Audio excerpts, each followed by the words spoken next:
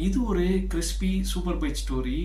Last 2 வீக்ஸாக நம்ம social மீடியாவே ஒரே காமெடியாக போயிட்டு இருந்தது. என்னன்னு பார்த்தா F-35 for sale in OLX அப்படின்னு சொல்லி போட்டிருந்தாங்க. ஜஸ்ட்டு $4 மில்லியன் USD தான் போட்டிருந்தாங்க.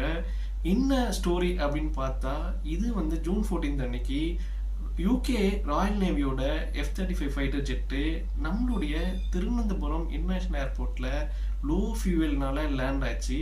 இனிஷியலாக இது லோ ஃபியூவல்னு சொன்னாங்க. ஆனால் அதுக்கப்புறமா அதில் ஏதோ ஹைட்ராலிக் ஃபெயிலியர் அப்படின்னு சொன்னாங்க. ஆனால் 14 days ஆகியும் அதை ரிப்பேரே பண்ண முடியல. இப்போ என்ன சொல்கிறாங்கன்னா ஏதோ ஒரு மெக்கானிக்கல் ஃபெயிலியர்னால தான் அது எங்கேயே இருக்குது அப்படின்றாங்க. ஸோ இப்போ 40 மெம்பர் கொண்ட மெக்கானிக்கல் அண்ட் ரிப்பேர் டீம் வந்து யூகே அண்ட் லாக்ஹீட் மார்ட்டின்லேருந்து வந்திருக்காங்க.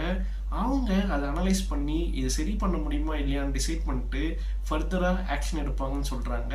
நம்மளுடைய கேரளா டூரிசமும் சர்க்காஸ்டிக்காக ஒரு போஸ்ட் போட்டாங்க. நம்மளோட ஆளுங்களோட காமெடி சென்ஸு சூப்பர் தான். இந்த வீடியோ பாருங்கள்.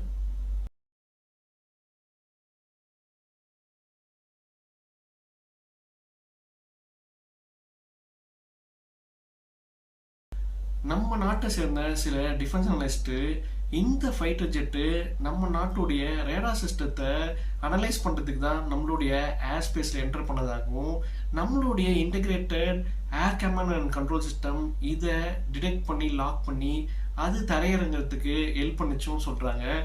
எது உண்மை அப்படின்ட்டு நம்மளுக்கு தெரியாது. ஆனால் இது வந்து ஒரு நல்ல கிறிஸ்பி சூப்பர் பைட் போஸ்ட்டு.